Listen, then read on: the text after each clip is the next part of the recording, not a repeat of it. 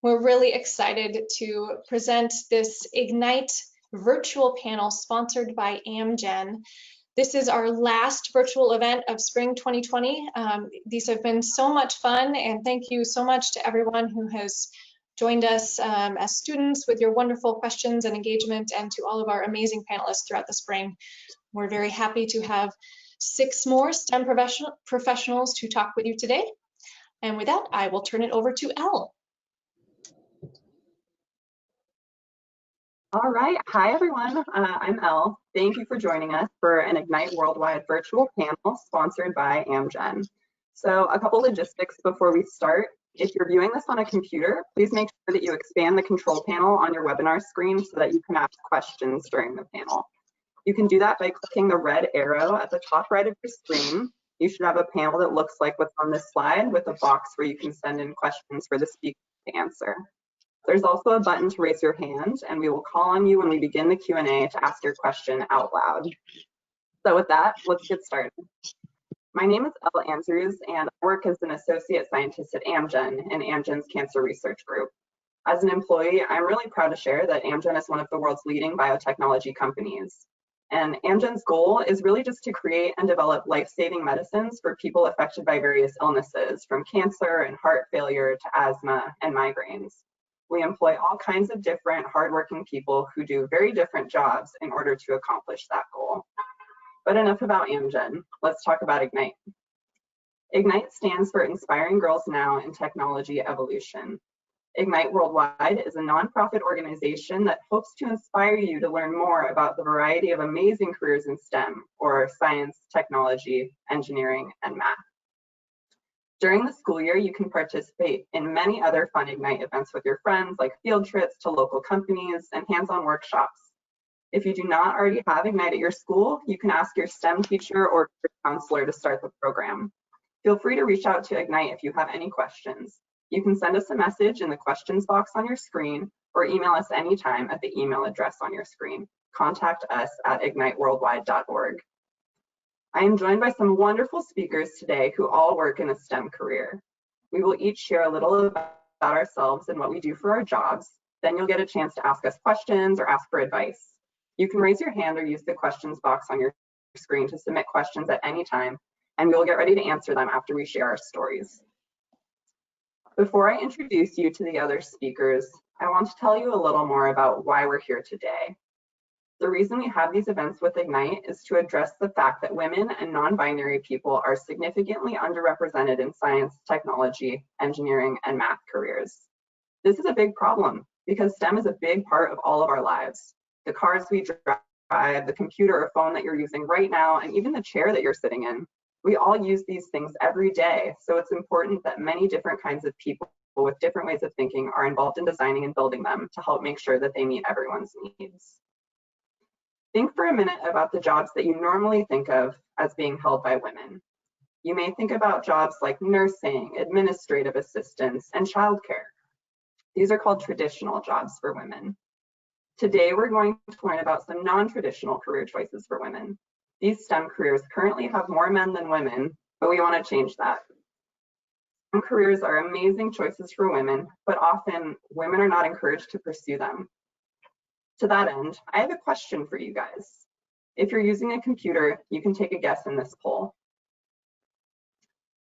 In 1995, which was 25 years ago, 37% of computer science college graduates were women. What do you think the percentage of computer science college graduates was last year, in 2019? Take a guess in this poll. I'm sorry, everyone, I accidentally closed the poll, but feel free to take a guess in your head and we'll get to do another poll soon. Sounds good, sounds good. So the options are 37%, same as it was 25 years ago, 31%, 29%, or 26%. So those of you that were thinking 26% are right on the money. Unfortunately, this number has actually decreased over time. Since 1995, fewer women are earning degrees in computer science. So why does this problem exist? Why are there so few women in these careers? There are a lot of reasons. Many girls don't learn about these careers or aren't encouraged to pursue them like boys are. We are talking about this today because we want you to understand how choosing a non-traditional career can make a huge impact on your future. So why STEM? Careers in STEM are great choices for many reasons. First, these jobs pay very well. This means that having a career in STEM will allow you the flexibility to live where you want, support a family, and help others. Second, STEM careers are the fastest growing in the world. There are far more jobs available than there are people to fill them. Right now, companies are very motivated to change the gender representation in these fields. They want to hire more women and more non-binary people. Careers in STEM are great also because technical skills are useful in all industries. Are you interested in things like music, art, fashion, or animals? STEM plays a big role in all of these interests. Let's do another poll so that we can learn more about you guys. From the list here, please check off all the things that you like to do. You can select as many answers as you want, whether you like solving problems, creating art, inventing new things, helping people, or organizing things. We want to hear what interests you.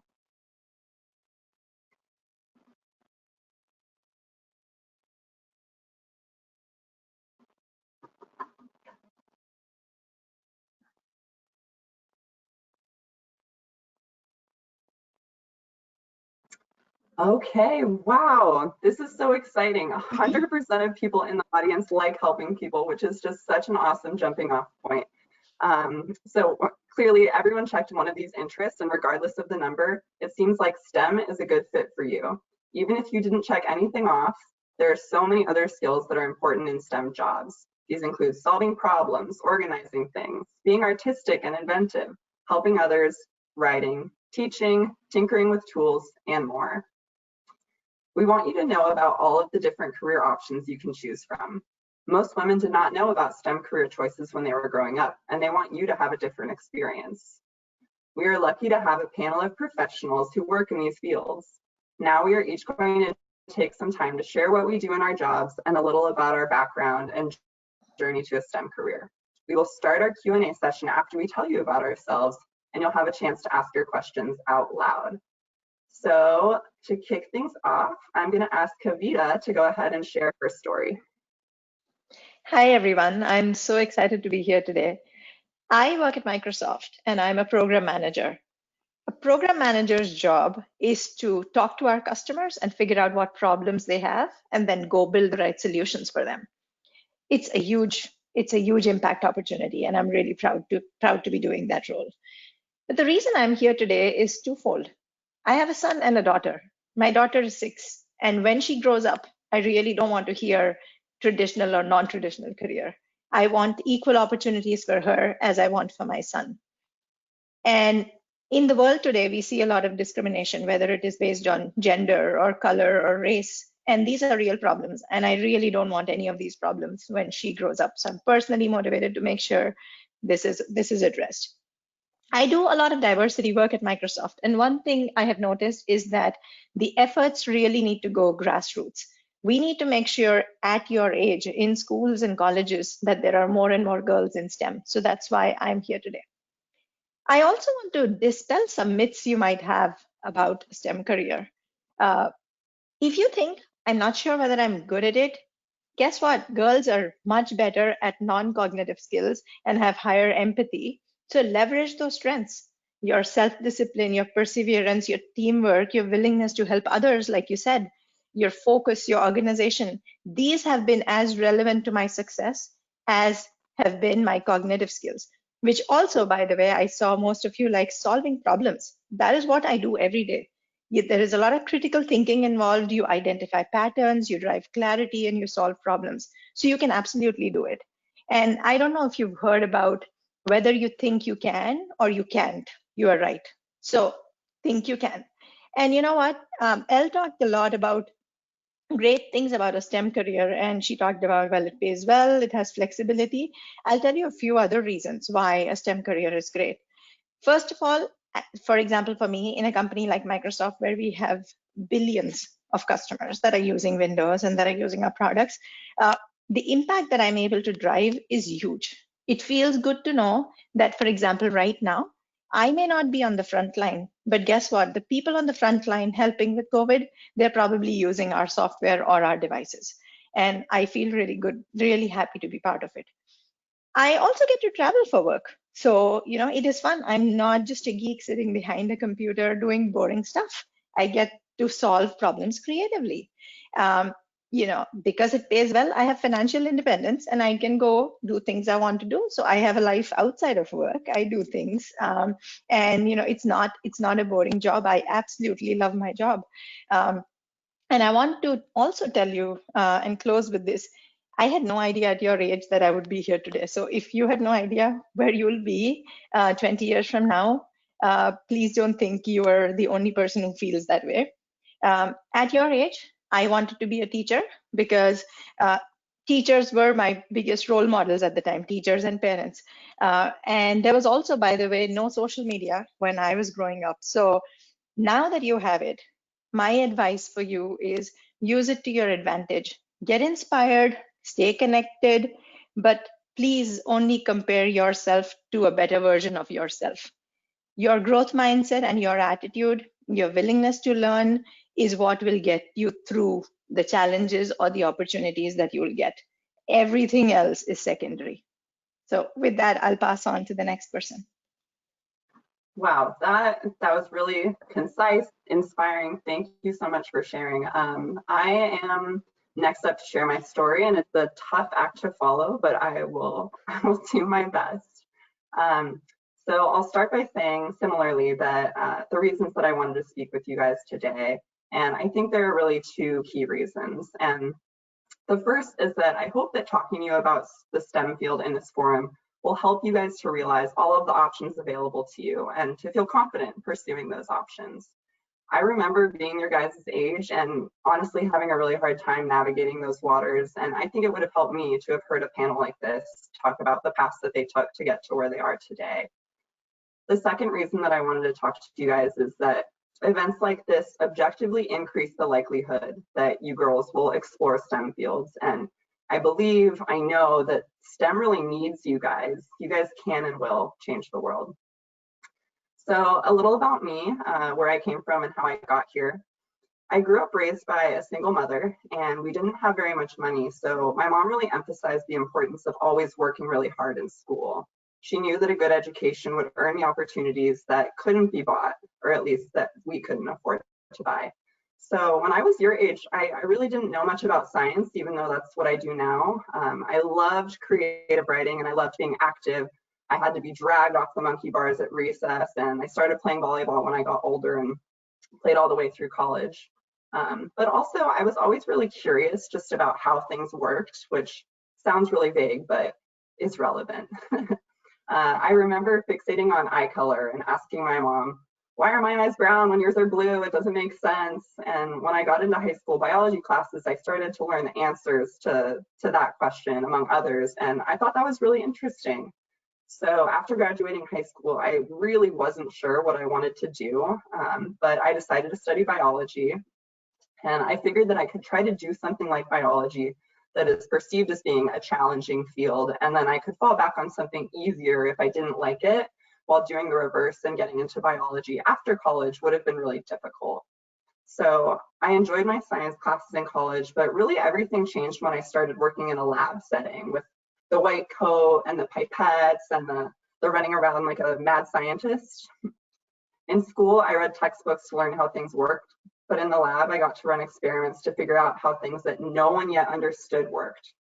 So I really loved that type of work, and I decided to stick through it through the rest of my education, through a master's degree, and into my career. After finishing school, I started working in healthcare, and now I work, as I mentioned, as an associate scientist in Amgen's cancer research group.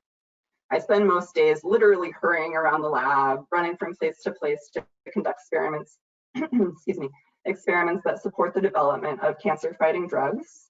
And working in the lab does involve a lot of physical movement, which is something that's really enjoyable for someone like me who likes to be active and honestly has a hard time sitting still.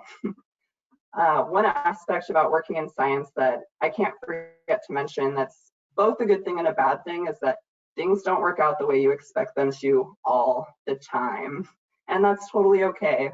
success in science is really all about overcoming failure, about persevering. And that can be really frustrating, I'll admit, but it's also really inspiring because you don't have to be perfect to work in science, and science will constantly remind you that you aren't. So I'll end my introduction by saying what continues to motivate me today. It's not only the fun that I have zipping around the lab in my white coat, but it's the big picture impact that my hard work has on others. Working in science at a healthcare company, I'm helping to develop medicines that will be given to sick people to make them better. And so really, it's all about taking care of people, which definitely motivates me, and I think motivates a lot of women, including you guys, based on your poll results. And with that, I will ask Sonia to share a little bit about her. Hi, everyone. My name is Sonia. I'm a current graduate student getting a master's in computer science, also a systems intern for Amazon Web Services. But growing up, I was always known for being an avid reader and writer. I always had a book in my hand, or I was always journaling. My parents were always telling me, you should be a doctor, you should be a lawyer. And I'd always just go, yeah, and just continue spending my time doing things I thought were fun and challenging. I found a camera in high school during newspaper class, and I never wanted to put it down. I also got straight A's in high school, but I still never felt smart enough to pursue any math science related because I felt it didn't come natural to me. I always just attributed it to getting good scores because I was good at studying. So I wrote it off. I never wanted to pursue anything in it when I was younger. In college, I decided to get my undergrad in business because I didn't know what else to do. And I combined my love for creativity and strategy together. I thought business could do that for me. After graduation, I got a job in content creating in advertising, and I thought this was the perfect job for me. In photos, writing copy, creative strategic campaigns. But after 6 months, I decided to quit.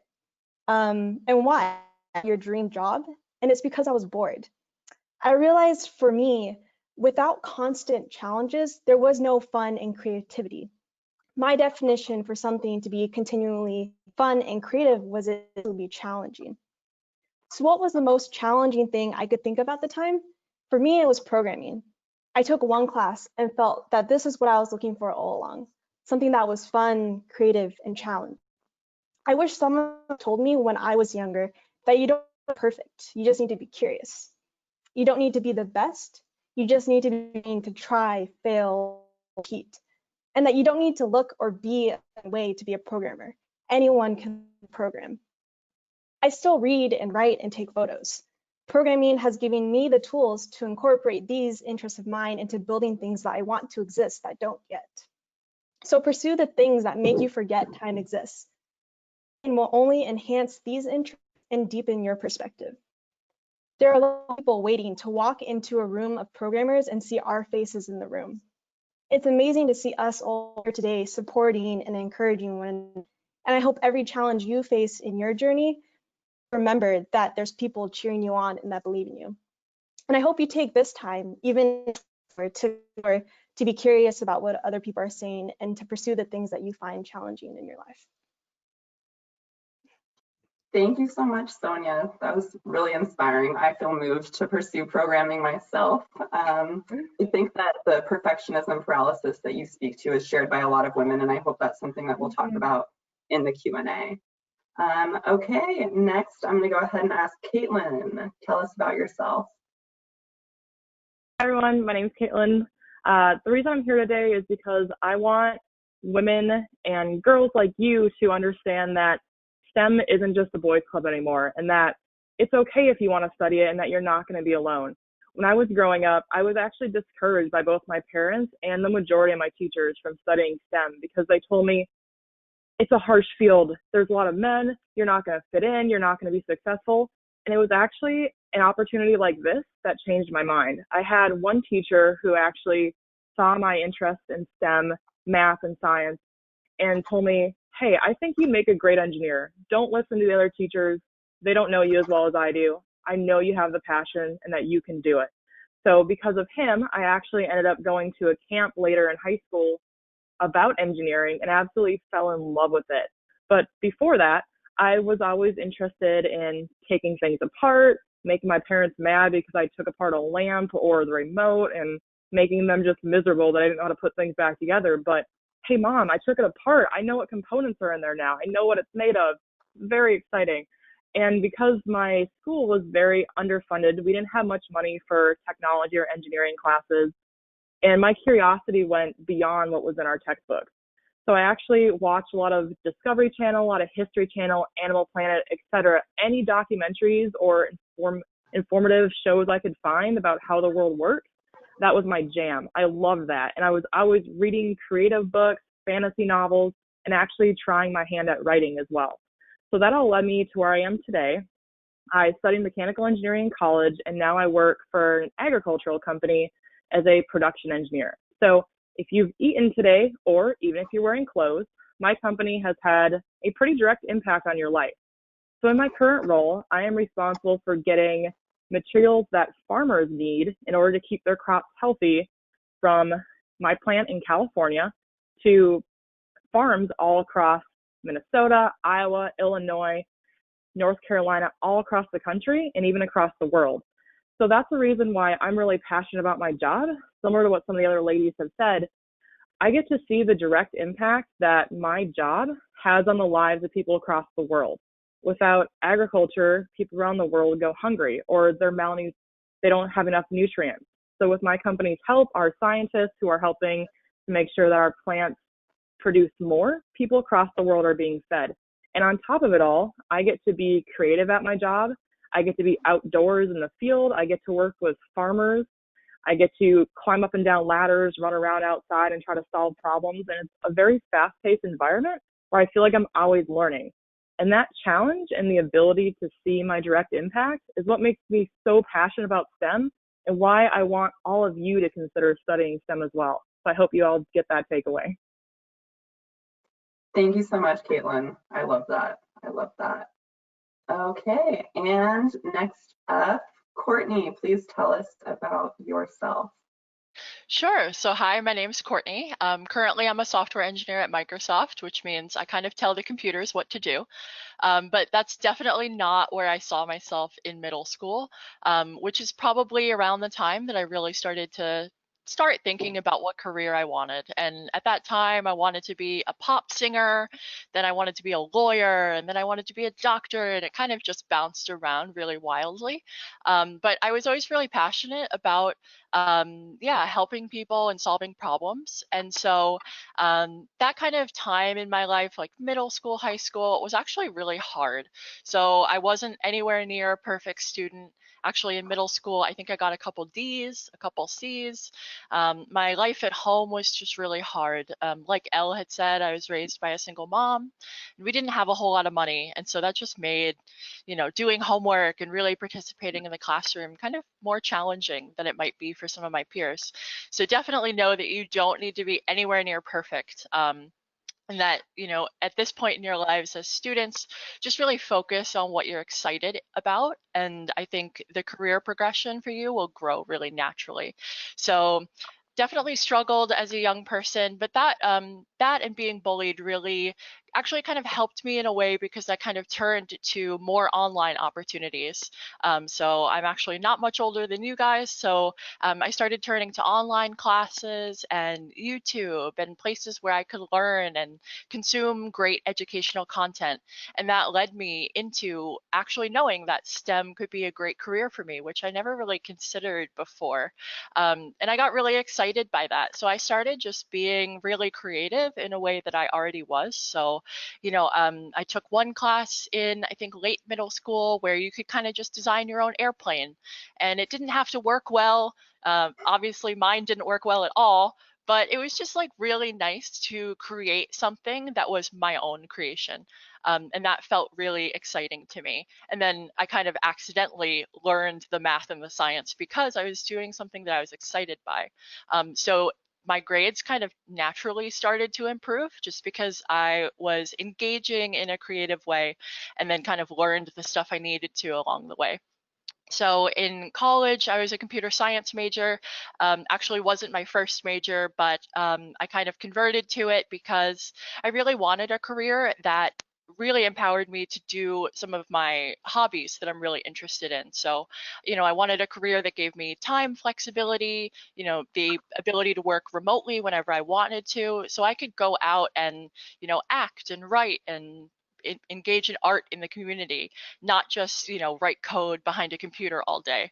And I really thought that computer science would be a great way to do that. And I think it has been. So I'm only 9 months into my career, definitely very new as a software engineer, which again means, I write the code that kind of tells computers what to do.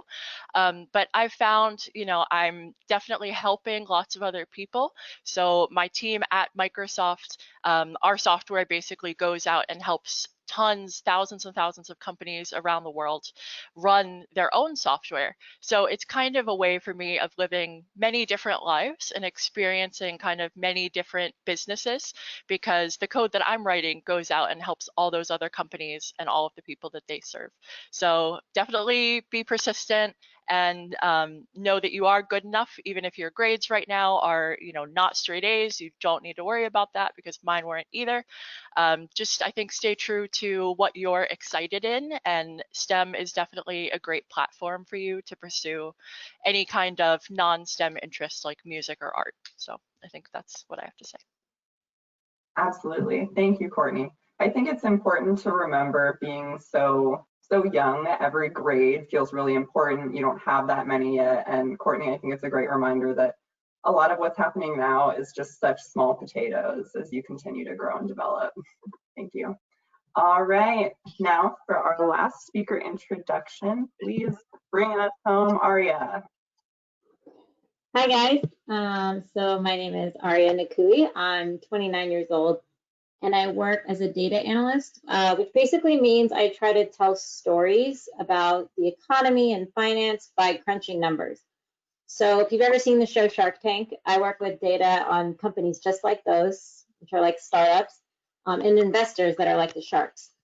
I'm here today because I wanted to share my story as a woman in STEM and encourage girls to pursue STEM if they're interested in it, because I know many girls are way more capable than they think. So a bit of my background: as a young girl in middle school, I really struggled with making friends and having a social group. However, I did have a passion for politics, which helped me find my tribe in Model United Nations Club in high school and later in college.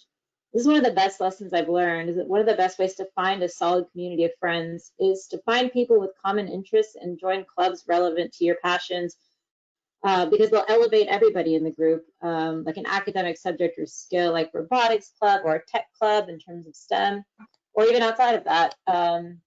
When you rely on each other to make progress for a common goal, that's one of the best ways that you all can succeed and help each other. And have fun along the way. So as I got to college, I realized that, finance plays a huge role in some of those global issues that I wanted to tackle. So I decided to study business with a finance emphasis. There's a lot of math in finance, but I didn't actually get into technology until a few years ago, when I found a data analyst job that connects finance with technology, and that's what I do now. So many jobs these days, from, as Elle mentioned before, from social science to natural science to art, involves some knowledge of a technical tool. For example, I'm working with our graphic designers on Excel tricks to help them design cool charts. Or, my primary job, though, is to provide data to journalists who will write stories about the world. Learning technical tools and skills will enable you to be successful at all kinds of jobs. And it's for this reason that I suggest you at least try out some technical classes in school, because it will open doors for you that you may not have known were there. So my current job, as I mentioned before, involves crunching numbers about finance so reporters and others can understand how the financial world works. We do this to learn about political events, economic events, and cutting-edge technology. My company is also super fun. We have social events like company trips to Mariners games and lots of other after-work socials. Tech companies these days make work life really fun, and so being in tech can actually be really casual, social, and enjoyable, kind of like school sometimes. I also get to spend my evenings and weekends pursuing other passions like musical theater. So not every job requires you to be in the office late at night and work on weekends. You can still, pursue lots of other careers, but having STEM in your life will provide a good foundation for you to have the time and resources and money to pursue those things. So yeah, I mean, in closing, I think girls are so talented in STEM. I mean, so many of my female coworkers, I think sometimes the thing that holds us back is just our own sense of self. Like, we are so much smarter than we let ourselves believe. And I will see men in my office just try something out, let it be, you know, meanwhile I'm trying to get it perfect. And I've gotten feedback from a manager like, Aria, it doesn't need to be perfect. It can just be like good enough and we can, you know, take that. And I think that perfectionism is something that we, you know, it helps us when we're developing a really important tool, but don't let it stop you. And just don't let the boys tell you you can't do it. And you are so smart. So that's all I have. And thank you for having me. Thank you so much, Aria. And thank you to all of my fellow speakers for sharing your stories. All really powerful, all really inspiring. Now, we would love to answer some of your questions and talk more about the things that you guys in the audience want to learn about. You can ask what it's like to work in STEM, get advice for your futures, or anything else that you want to know. We're totally open books here. If you have a question, please click the icon to raise your hand and we will take turns calling on you to ask your question out loud. You can also type a question into the questions box on your screen to ask. But honestly, we would love to hear your voices because right now it just feels like we're talking to the six of us. So if you can ask it out loud, please do. And if you can't, then we'll be happy to read your question out loud on your behalf.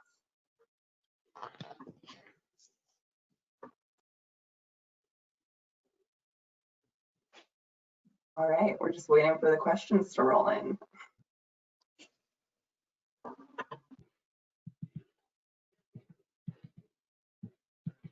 Okay, our first question does not have a question asker attached to it, but the question is, what kinds of technical skills should I start learning now at a younger age? I can take that. Yeah, please. Cool. So I think, as I said, there is cognitive skills and there is non-cognitive skills. So critical thinking, problem solving, just creatively kind of thinking about your options, like that is going to serve you really well, which you can do in a variety of areas. So I also would recommend, you know, if you want to get into, I'm in a computer science in a coding kind of role. So, you know, you can take classes or workshops. There's Girls Who Code. There is Girl Scouts that offers workshops. And, you know, there are a lot of modern programming languages these days that are really visual and drag and drop. And so they're really fun. Like if you play with Scratch, there's a cat that kind of moves around and you have to go do this. I did that with my son, for example. So I would definitely recommend that you, you know, try your hand at some of these things, try building something just for fun. Just to add on to that too, it's not a technical skill, but a skill I realized that I think is really important is being curious and kind of trying to follow that trail of curiosity. Even when I was first learning programming, Python was my first one. I was like, why is this language called Python? You know, even really small things. I think just continually being curious and understanding why things are the way they are will kind of lead you to a good mindset too. Even whatever field you get into, I think that will kind of just help you develop your way of thinking and your own mentality towards things. Yeah, I just wanted to debunk something really quick. So when I was in high school, I didn't really learn any technical skills that were like really relevant to my job. And I was terrified going into college thinking that I was, oh my gosh, I am so far behind. All my other students are so brilliant. They did robotics when they were in high school. They took all these math and science classes that were really advanced. And I freaked myself out and then later realized that it's okay. I can still learn them in college. It might take a little bit more effort on the front end. Like the first couple of weeks of college, I was still trying to figure some things out that maybe my other classmates already knew. But if you don't have the opportunity to really learn any technical skills, really the most important things that I learned were, as Sonia mentioned, curiosity, trying to figure out how things work or why things are the way they are, and honestly, team building. Teamwork is something that's very overlooked in engineering. People think we're all these introverts that hate working with people. We just want to be in our own office and never talk to anyone. That's not true. Most of us have to work with people on a daily basis. And that is actually one of the most important skills, is that, and being able to talk to people and explain why you think something. So don't worry if you can't get technical skills right in middle school or high school. Obviously, if you can, that's a great way to expose yourself to STEM fields, but don't worry if you don't have that opportunity. Not everyone does, and you'll turn out just fine if you're really passionate about it. Yeah, that's a great lesson. And I think it's also important to note that while acquiring technical skills in some kind of structured class or club is awesome, and if your interests lead there, pursue it 100%. And if it's available and you're not sure if you're interested, then try it 100%. But if those resources aren't immediately available, like Caitlin said, don't worry about it. It's a long road to your professional career, and there's plenty of time to pick things up. And I would also interject that Caitlin mentioned in her story that she was just taking things apart at home. It doesn't need to be a class, and it may be a little frustrating for your parents, but there are just all kinds of real world ways that you can learn the technical skills that you'll later apply in STEM fields. Okay, so for our next question from Marcella, I hope I'm saying that correctly. What are some of the best choices you made that led up to your career, and are you happy with where you're at now? Sure, so I can talk a little bit about that. So I think for me, it was just trying many different things, because in middle school and high school, I really didn't know what I wanted to do. So I was just kind of guessing confidently and then running with it. And I think that's a really good way actually to learn if you're going to be excited about it in the long term. So I started kind of with mechanical engineering, and I got to kind of create my own like different physical items, and I liked that work, but I kind of didn't like working in that industry. So a great way to experiment when you get a little older, like late high school or college, is to take internships, because then you'll get to work with a company and basically try out a job for about 3 months. And I really learned heavily from that whether or not it would be great as a job. So I really went through many different tries of kind of different elements of STEM before I landed on software engineering, which I think is where I'm happy, because it gives me the time and flexibility to go and do like my art hobbies and be active in the community. It's a career that I found like sustainable for me and that's exciting for me. So kind of, I just kind of got there by trial and error. So I would just say, don't focus on trying to find the perfect career and jumping straight there. Try many different things, and you'll find along the way that you're not good at all of them, or maybe you are good but you don't love it, and that's totally okay. For me, I think that's how I found the career that I actually like. So Yeah, I I'll say a didn't couple talk words about really. Oh, go ahead, Kavita. I didn't talk about how I got into computer science. I actually used to like math a lot, and I really just wanted to be a teacher or a professor. And after I finished, my high school, and I did an undergrad in math, and I actually got through Oxford University in England, and I just used to love looking at their lawns and stuff. It was so beautiful. Me growing up in India and looking at those things, it was just so inspiring. But I didn't land a scholarship. So at that point, I had a choice whether I wanted my parents and myself to go take a big loan, the Indian rupee versus the UK pound. It was a very big amount. And so I decided, well, I'm not going to go without a scholarship. And I had actually done computer science in school, and I had really enjoyed it. So I said, I'm going to go pursue a master's in computer science. And I went there. And I think, what I realized is it's not that I wanted to be a teacher per se, right? Like, this job pays me well. I enjoy it. I enjoy the independence that comes from it, the opportunities that I have, the ability to travel, and I still get to teach people. I'm a people manager now, so I get to coach my team, and I feel really good when I'm taking somebody up for a promotion or when they're really doing well. So I still get to satisfy what I really wanted to do, which is, I just wanted to help people. I wanted to teach people. I do that, and I do this in this career, and I'm really fortunate the way that turned out.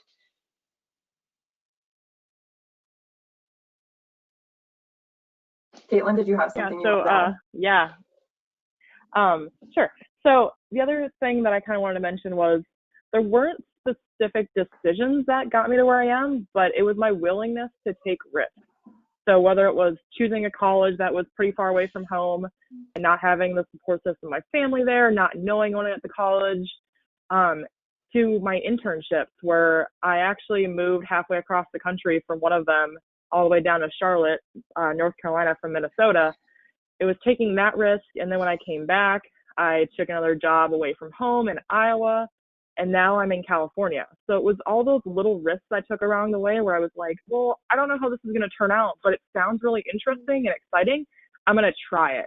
That's what really got me to where I am. And I would never have told you even 8 months ago, because I just moved to California, that I'd be living in California right now. That was a huge risk that I took. And I'm absolutely happy with my job now and where I'm at. And it's okay to go outside your comfort zone and try something that you might not think that you're comfortable with. You never know. It might be your favorite thing in the world, or it might be your favorite new location, or it might be the best decision you ever make in your life. I definitely encourage you all to take risks.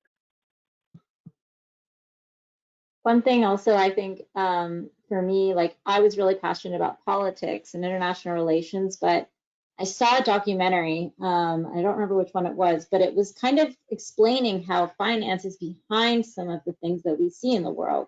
You know, why do we have these global problems? It's often because of business. And so I was like thinking to myself, how can I be the most productive in what I want to do? Should I choose the obvious choice and go for political science, or is it the backing? Is it what's going on behind the scenes, which is the same as engineering?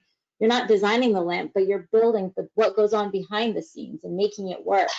And so for me, I've learned so much about why things are the way they are, and it equips me to deal with them better. So if you are passionate about a field, try pursuing not the obvious choice, but maybe from a different angle.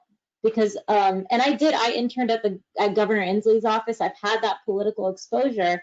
But one of the reasons I was hired there was because of my financial background, because they're like, we get political students all the time. We want someone who sees it from a different way. So if you want something to, if you're passionate about something, try not going the obvious route, and you'll have an advantage because you have something different to offer. Very cool. Very cool. Okay, next we have Mia, who would like to ask a question out loud. Go ahead, Mia. Hello. I was just wondering, how do you stay motivated even in the face of rejection? Because it's hard and scary. Yeah, it is. Who wants to start? That is tough. I can go. So for me, I'll tell you, this is not really work related directly, but for me, for me, running or hiking and these things are the way I get my me time when my kids are screaming and keeping me busy, and life is busy and work is busy. And I always find it useful to sign up for a goal. And then that just gets me like, okay, there's that thing coming up. So I kind of cannot really chicken out right now. So I have signed up for a marathon later this year in the hopes that by then things will be normal. If not, I'm going to run it virtual anyway. So I think, just find something that you are looking forward to, then build a plan towards it, break it down, enlist a friend to do it with you for accountability. And yeah. I'm also starting to see the good things about working from home. I don't have any commute. I was really mad. The first few weeks was really hard for me. But I've gotten my balance together. I'm really enjoying the extra time I get with the kids. I'm enjoying I get to sleep in a bit more and still make it to my 8 o'clock meeting on time. And, I don't waste my time commuting. I'm working on my garden. And so it's a good thing. Yeah. Yeah, I think that facing rejection is one of the most difficult things about like life, quite honestly. And for me, what's made it easier is getting rejected and realizing that the world doesn't stop. Like, it continues to this day. I know this rationally, and it's still very difficult, where something simple like a meeting where I have an idea and I'm just a little bit afraid to bring it to the table because I don't know if people will think it's a good idea. There's a little voice in my head that I have kind of trained myself to say, just open your mouth, because that's the hardest part. Once I open my mouth and I start saying what I have to say, that's kind of top of the roller coaster, and then it's downhill. Sometimes people say, awesome idea, thanks for bringing that to the table, Elle. And sometimes people say, that's not going to work, and I'm totally rejected. And I realized that the world didn't end. I think too, like detaching your personal self-worth from how your job prospects go or how your career, like you have your own self, and like how you are as a person is independent of how many job rejections you get. All of the things that happen in your career are just skills that you need to just work on. So like if you didn't get a job, maybe it's because you were 5 minutes late, maybe it's because you don't have that skill yet, maybe you'll never know. But try not to associate your self-worth with that. Associate your self-worth with how you treat people, and how you treat your friends and your family. And just getting rejected is practice. It's practice for you to get into the real world. All the best people have been rejected from exactly what they're like number one at. Like, I'm sure you guys have read the stories. And I've been rejected. I mean, when I get rejected from a job, I don't take it personally at all, because I'm just like, my resume wasn't quite right, or yeah, I see how I don't have that skill, or there must have been some genius that walked in there that kind of just beat me. And it's okay, because I'm going to get beat sometimes. And I think we have to be comfortable with not being the best. That's okay. I would say too, it's really important to find or try to create a community of people around you that are really supportive, that you can just go to kind of unfiltered. There's days where everyone's bound to have a bad day, and to have just a group of people kind of understand what you're going through, I think is helpful and important, even for non-work related issues. And even groups like this help me and motivate me to actually kind of refresh my values and goals in life, and how you want to spend your time. Okay, thank you, everyone. Next, we have a hand raised from Hasini. Go ahead, Hasini, what's your question? What age do you think is right to start programming? I'll leave that to the programmers.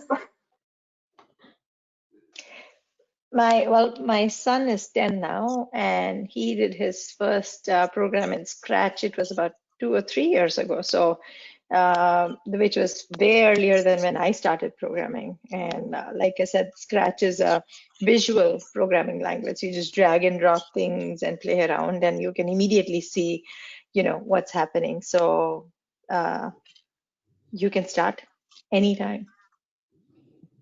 Yeah, I mean, I think any age is fine. And I think also you shouldn't push yourself to do something you're not interested in yet. It may come naturally later. So, I wasn't really interested in math, for instance, until college, and that actually ended up being totally okay for me.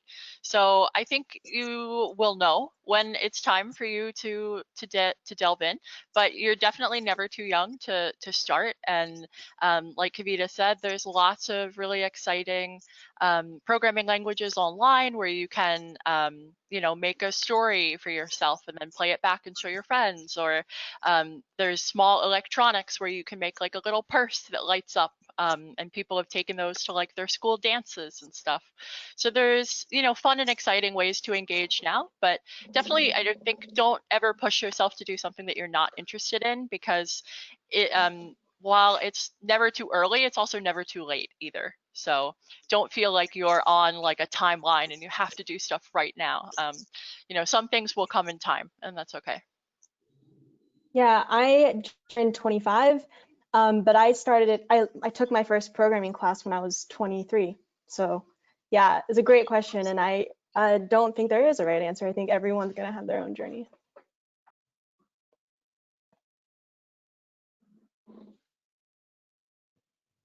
Okay, we have another hand raised, an anonymous student, so go ahead. Is a career in medicine considered STEM? Yeah, STEM is science, technology, engineering, and math. So medicine would fall under the science umbrella. Yeah. Okay, that was an easy one. What else do we have here?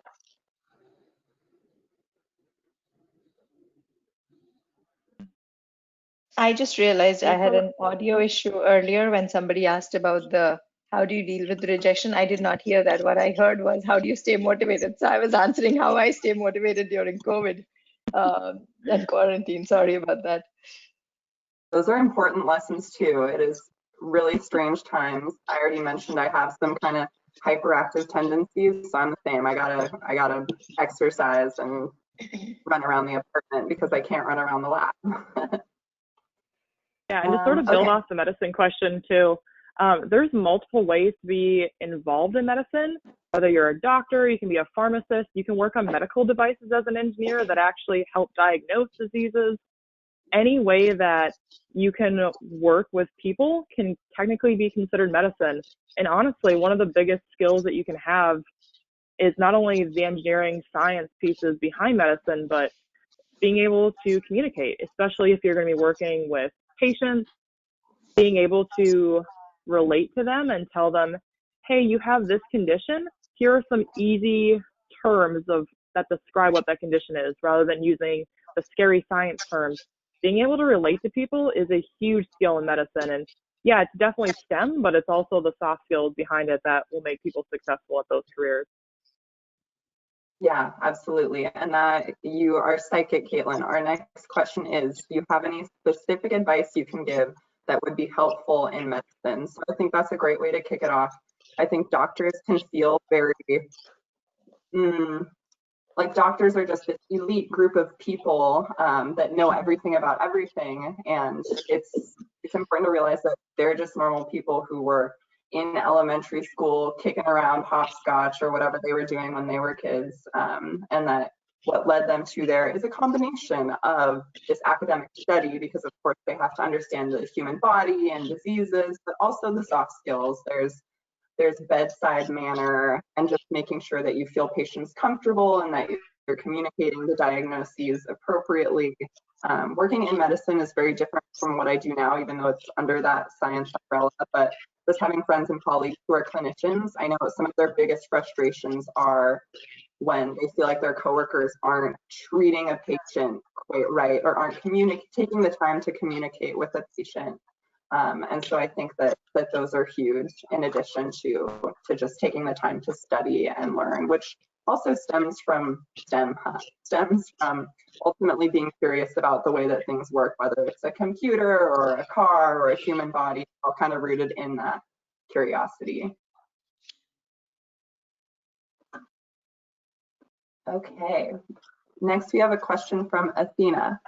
How did you know when you were on the right path for your career, or how did you know you were making the right decision for your life?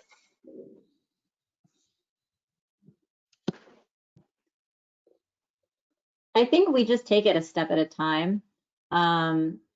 It's hard to know, it's impossible to know if what you're doing is exactly the right choice for you.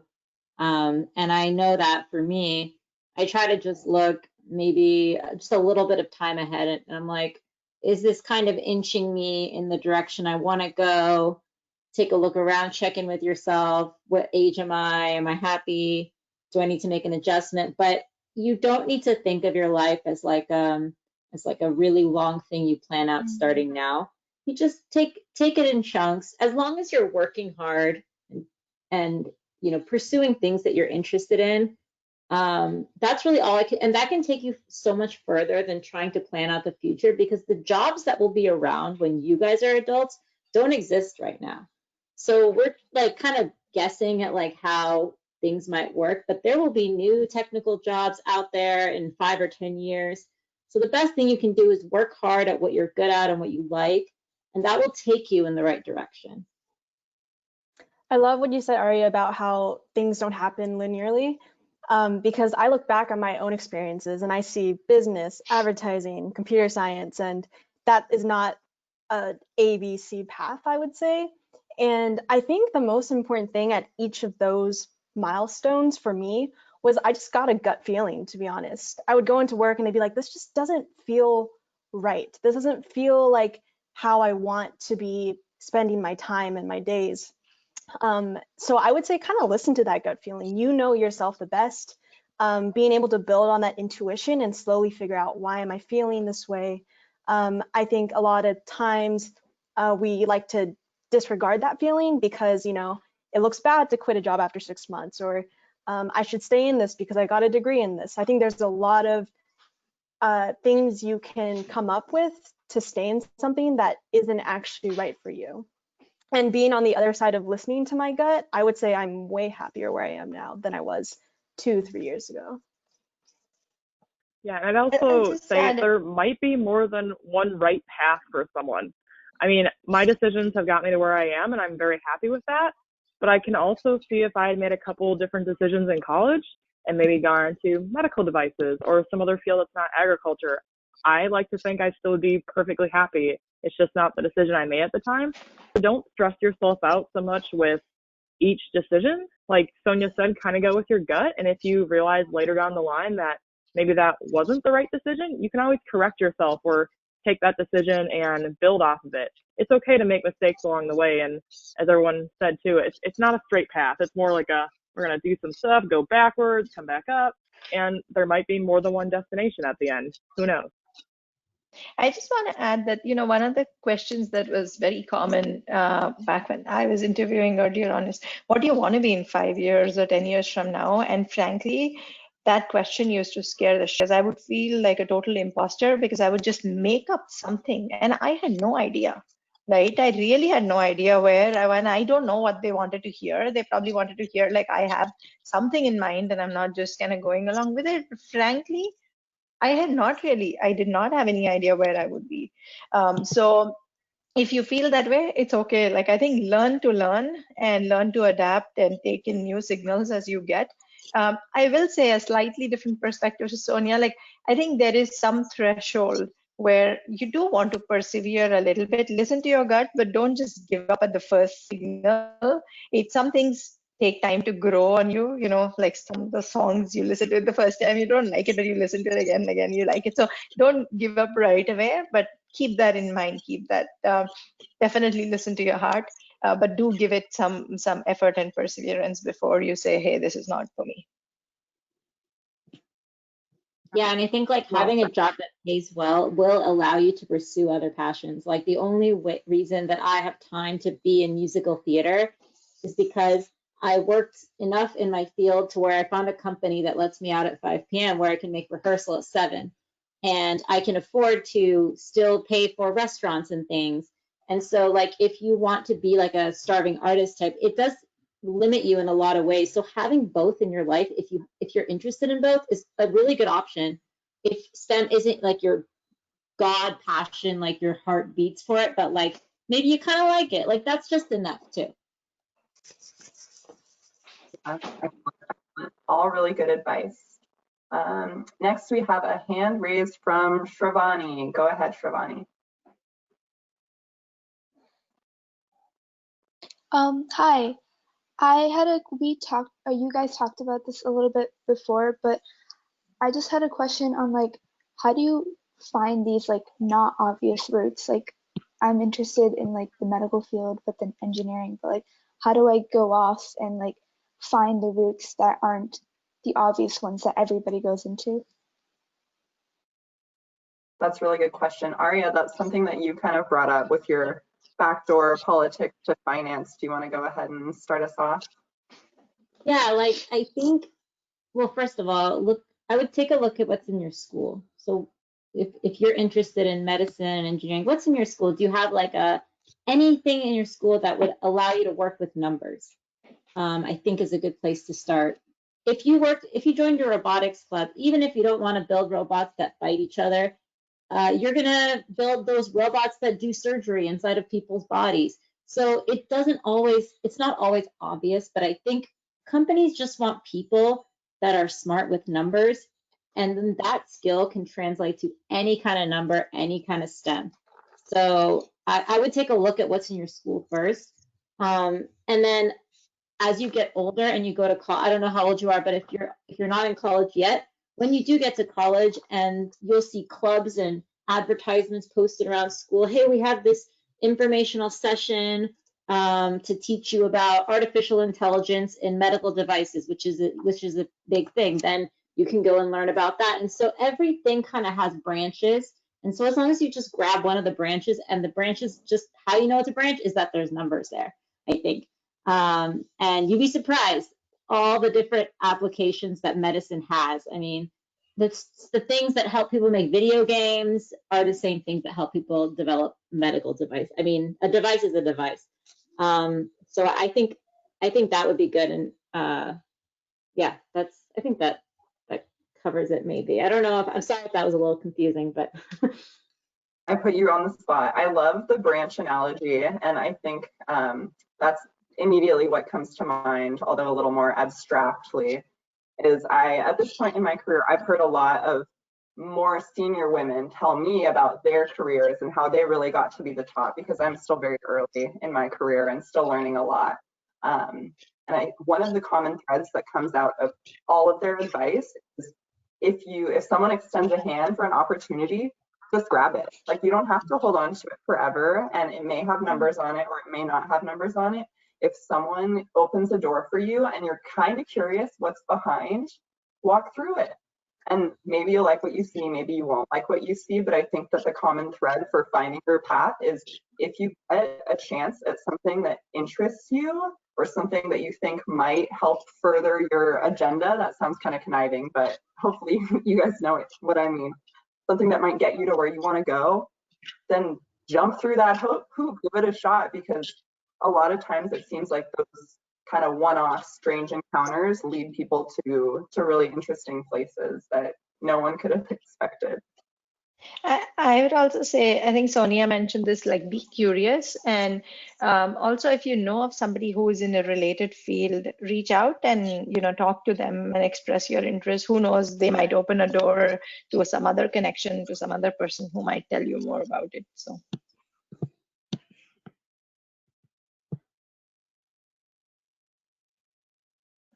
Okay, next we have a hand raised from Disha. Go ahead, Disha, what's your question? So I heard someone mention about how they changed their career a little bit later, and I was wondering what the challenges behind that were. Your audio is a little bit low. I think you're coming back. So I heard someone mention that they changed their career later on, and I was wondering what challenges they experienced along the way. And then in addition to that, what would you say a good idea to decide what we want to do with our life would be? What age? Just a light question. Sonia, you mentioned starting programming at 23, so that might be what you guys are referring to? Yeah, well, the first part of that question, the biggest challenge that actually came from that was letting people at work, people around me know that I was kind of making this pivot, and not letting what the reaction was affect what I was doing. Some people were there was a mixed reaction of people supportive, and then also people being like, it doesn't really look on your resume to quit a job after 6 months. Just a range of people's opinions about what I was committing to doing. I think a large part of that helped me own self-confidence in committing to learning how to do this and feeling out even if after once, I ended up really enjoying it. But I guess just being committed to the decision, not letting other people affect you. And I've come out on the other end how to program and know this is the thing. I found the thing that I do for the next few years. The second part of that question is would need more to think about it, I guess. So if anyone else wants to jump in there. Yeah, well, I think I have something. Oh, sorry, ahead, Courtney. go ahead. You can go first. You raised your hand, so you were very polite about it. You're so fine. I feel like you should go. I'll make it quick. So I didn't make as drastic of a career change as Sonia did, but the first 2 years after I graduated, I was doing a very mechanical job. I was working with conveyors, motors, things that I could physically touch and tweak and do different things with. And I had an opportunity within my same company to actually change to a chemical engineering job, which is what I'm doing currently, which is much more theoretical, chemistry, reactions, things that I didn't learn in college. So there were a lot of challenges that came with that, but primarily it was about being willing to learn and sort of roll with things and also admit when I didn't know things. I think that's hard for a lot of us. We try to be really confident, and when we have to admit that we don't know, that's really scary for some of us. So I think that's a really big thing that can happen if you change careers later in your career. But I also want to point out that when I was in college, we had a 50-year-old who was a freshman when I was a freshman who wanted to go back and study engineering. And honestly, they were amazing because they actually had experience and knew how engineering was actually going to apply in the real world. So I think it doesn't matter if you decide to make a career change really late in your life. You have other experiences that will potentially make you really, really good at that job that you now want. It's never too late to admit that maybe you didn't like your job that you're currently in and now you want to make a change. It's all about being passionate, being willing to take the risk, and ultimately being willing to learn. On the second part of your question, Lisha, I will add that you know, you have to go figure out what you like to do, what gives you joy. And what I've found is when I'm working hard, like I might be working really hard, but if I like what I'm doing, it doesn't feel that hard. It actually feels good. You are in the flow. It just feels natural. So I think it's important to pursue your interest and passions and then go see, keep an open mind on where that leads you, but start there, start with something that interests you. So you're really into it.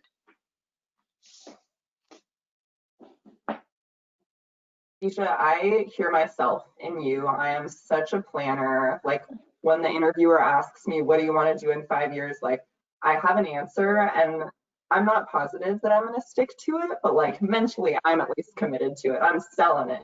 And I have a spreadsheet with every year of my life and what will happen. When will I get married?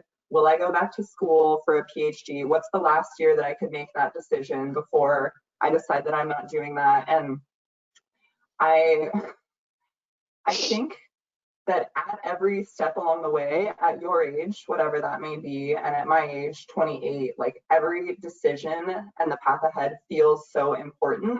And then you look back on the decisions that you've already made and you realize that they could have gone either way and you would have been fine.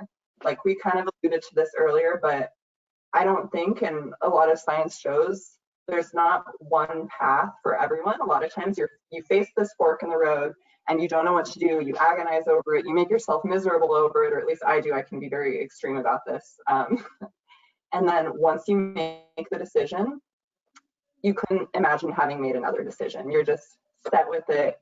You're on it. There was a reason that you made that choice and you're going to pursue it. And when another fork comes, maybe it goes back towards the first fork, or maybe it goes away from the first fork. I think that it's really hard being a planner, as I am and as it sounds like you are, but just kind of accepting, knowing logically and seeing from your own history and the history of others that like you will find your path and you can kind of have an idea of the direction that you're headed in, but a lot of it just is a series of choices over time. Okay, we have a new question from Megan. Could you talk a little bit about your college experience? What kind of classes did you take? How many women were in your classes? And how did you find your community if there weren't that many women in your major? I can take this one to start. So I studied mechanical engineering in college, which is one of the majors with a very, very low percentage of women still. It's basically computer engineering, electrical engineering, mechanical engineering are the bottom when it comes to percentage of women. I think my class was like 15%. So for every 15 out of 100, we were women. So in most of my classes, there were probably 4 of us, and that was in our big lectures of 60 students each. So what I did to find my community was I actually joined a student group on campus called the Society of Women Engineers. And although they weren't necessarily all my classes, they were all engineers, chemists, physics, somewhere in the STEM field, computer scientists, who are all going through the same sort of things I was. Maybe not the same exact class, but they had the same frustration where they're the only women or there's only a couple of them, etc. And that's what really helped me to realize that I'm not alone. I have a network, might not be in my direct classes, but I have those people there to surround me. And it got even more clear when I was a senior and I was taking electives, and there were so many of them that generally I was the only woman of my class of like 20 in those smaller lab classes. But it's about having the outside of those classes support network where you can lean on them, rant to them, say, hey, I'm going through this. Are you doing something similar? Have you experienced this? What do I do here? And honestly, it's about making those friendships and those connections with your male counterparts as well, and making sure that they understand the struggles that women are going through, and having them advocate for you as well. If something in class happens, or if a professor or another classmate says something, having them there to back you up if you are one of the only women in your class is really powerful too. So don't worry about having only women friends. Bring the men along with you as well, and create a network that's just as diverse as we all know the world is. Yeah, I mean, I took a lot of different classes in college, and not all were like math and science. So like I took a really good class where we just read plays, like Shakespeare and then modern plays. And actually, having that experience, I think, helped me learn to think critically. So I think that's kind of the measuring stick that I used in college. Was it doesn't have to just be math, it doesn't just have to be physics. I just wanted to take classes where I would learn to think, basically. So in any facet. And obviously a lot of the math classes will do that for you, but definitely don't be afraid. And I think that's a good way to kind of approach many different aspects of life. Like my college major was kind of just a guess, because I just wanted to major in something that would be a good foundation for the future, that would teach me to think and think critically, and where I would have the skills to not only have an immediate career, but then be able to try different careers in the future, because it was, a skill that's very highly valued, is, computer science, or just having that technical mindset. So I think that's a good way to approach it, and also give you flexibility to pursue what you're interested in. So kind of, again, the path may not be obvious. It may be kind of a backdoor route. So keep that in mind. Okay, unfortunately, we're short on time, so we're going to have to close out the Q&A for now, but I want to end with kind of a quick lightning round. Speakers, can you offer just a little tidbit of advice, some kind of final words for our audience? Kavita, do you want to kick us off? Because I know you have to run. Sure. If you think you can or you can't, you're right. So think you can. I love that. I'm just going to go in counterclockwise order. So Courtney, you're next. Sure. Yeah, I think, just think of life as a work in progress. Like, I don't think there's an age where you're just going to go like, wow, I know everything about what I'm going to do, and now I've made it. Like, just, ask yourself, am I happy doing this? And am I learning something from doing this? And I think that's a good guide to see if you're on track, and, be open to changing in the future. So don't be afraid of, any of your choices being set in stone forever. You can always evolve and work on yourself. So there's freedom in that. Awesome, thank you. Sonia, what do you got? Yeah, I would just say simply just try, fail, learn for the rest of your life. I love that. I love that. All right, Caitlin. Yeah, so I'd say take risks. Don't be afraid to try something new, even if it's outside your comfort zone. And also encourage your friends to do the same. If you're afraid to go try a new club or activity, grab one of your friends and force them to do it with you. It's one of the best ways to learn about yourself. Yes, that's awesome. Women promoting more women in STEM, promoting more women in STEM. That is what we're going for, people. All right, Arya, words of wisdom. I'm sorry, I was muted. Don't think that just because you're in STEM that you can't be a feminine woman too. And there's no one right way to be in STEM. There's no one right way to be a woman. Don't feel pressured to have any kind of personality, dress a certain way. All these things are meaningless. As long as you're good at what you do and you like it, that's the most important thing. And so just focus on that, and don't think you have to be a certain way in order to be successful in STEM. Excellent, excellent. And I will close with my own thoughts that may sound kind of contradictory, but I think that they work together. The first piece of advice is You guys are young, so don't stress too much. There's still so much time. We always feel like this moment is so important. It's not so important. The second piece of advice is investing now. Doing the more challenging thing now will make your life easier in the future, which is something I really followed. When I didn't know what to do, I just said, I can do biology. It's supposed to be like really hard. So if I want to do something easier later, like I can take that step back. But I think investing early where you have the interest, where you have the gusto, really pays off in the long run. Okay, so with that, thank you all for absolutely wonderful questions. And thank you again to our panel of speakers. We hope that you had fun today and learned about some cool opportunities in STEM. When you leave this meeting, you will be prompted to fill out a short survey from Ignite Worldwide. Please, please, please take a few minutes to share your feedback so that we can keep improving our events. We really want you guys to come back.